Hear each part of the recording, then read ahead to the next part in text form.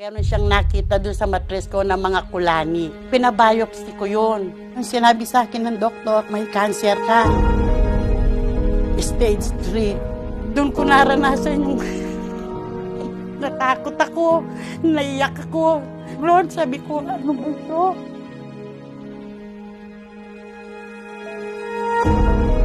Ako si Maria Elena S. Katakutan, edad 57 years old.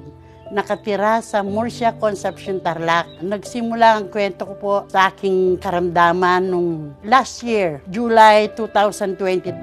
Doon ako nag-umpisang natakot. Bakit hindi huminto yung bleeding ko? Gabi-gabi, ganun na lang ang lumalabas sa akin. Nabalisa ako at nag-alala. Nagpunta ako ng doktor, nagpa-check up ako. Sabi ng doktor, gusto niya akong iparaspa. Nung naraspa na ako, sabi niya, meron siyang nakita sa akin na hindi maganda dun sa matris ko. Gusto niya, operahan niya ako. Nung na-opera ako sa matris, natanggal na yung ovary ko, yung dalawa. Tapos meron siyang nakita dun sa matris ko ng mga kulani. Nung nakita niya yung nagtagal, pinabalik niya ako kasi pinabiopsy ko yun. Ang sinabi sa akin ng doktor, may cancer ka. Stage 3. Doon ko naranasan yung naiyak ako. Sabi ko, matanda na ako para sa ganyan. Bakit talaga po bang cancer siya, Doc? Sabi ko. Oo, sabi niya, kailangan mong ma-opera para hindi kumalat itong nilalis na mga kulani.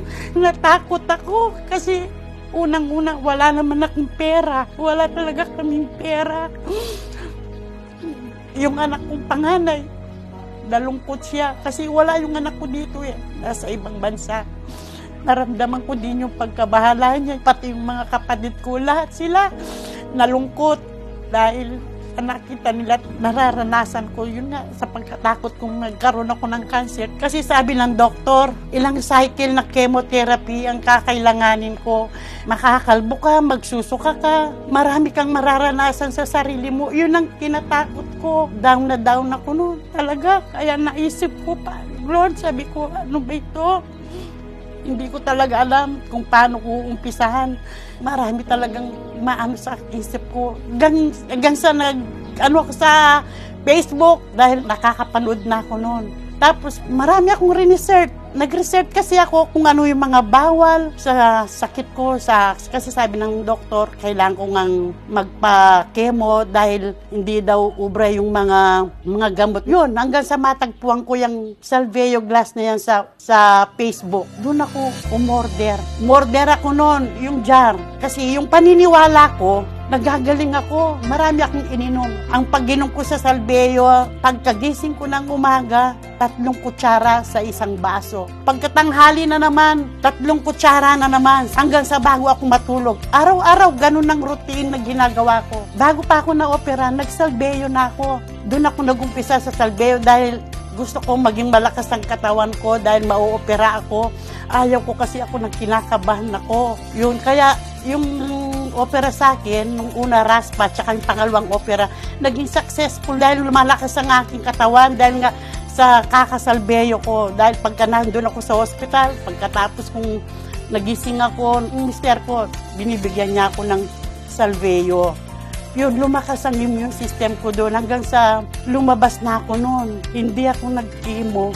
Nung dapat magpapacheck up na ako December. Nung December, hindi natuloy yun. Gawa na nung maraming okasyon. Pinadaan ko muna yung okasyon. Nagbalik ako sa doktor ko. Sabi ko, gusto ko kasing malaman ulit, Dok, kung okay na ako, kung meron pa ba akong mga bukol. Ang ginawa niya nung chineck up niya ako, inano niya ako sa matris. Hindi siya umimik. Nung hindi siya umimik, siguro wala siyang makapa. Binigyan niya ako ng papel. Binigyan niya ako kung paano ko malalaman kung clear na ako. Nagpunta ako dun sa clinic, dito sa Tarlac. Doon lahat ng check-up ko, sa dugo, sa abdomen, sa x-ray, para malaman ko kung merong mga clamps na Nung nakita ko, hindi ko pa pinakita sa doktor, nabasa ng mga kapatid ko, wala silang nakita. O hindi ko maintindihan yun eh. Nung hindi ko maintindihan yun, siyempre natutuwa ako dahil nga wala silang nakita. Tapos nun, nagbalik ako sa doktor January 13 ba yun? Nung nagbalik, wala na nga daw siyang nakitang cancer sa akin. Sabi niya, Achilen, sabi na, pwede ka nang mag-thank you, pwede ka nang magpatotoo. Clear ka na, wala ka ng cancer. Doon, tuwang-tuwa ako dahil salamat Panginoon. Sabi ko, pinakinggan mo yung dasal ko. Yung pinanghawakan ko yung mga resulta na clear cancer na ako. Siyempre, masaya ako. Sino bang di sasaya? Siyempre, katanda-tanda ko na ito, nagka-cancer ako. Pero sa tulong ng Panginoon, tsaka din ng Salveyo, masaya ako dahil talagang cancer-free na ako. Thank you, Lord. Ako po si Maria Elena S. Katakutan at ito po ang aking kwentong SBG.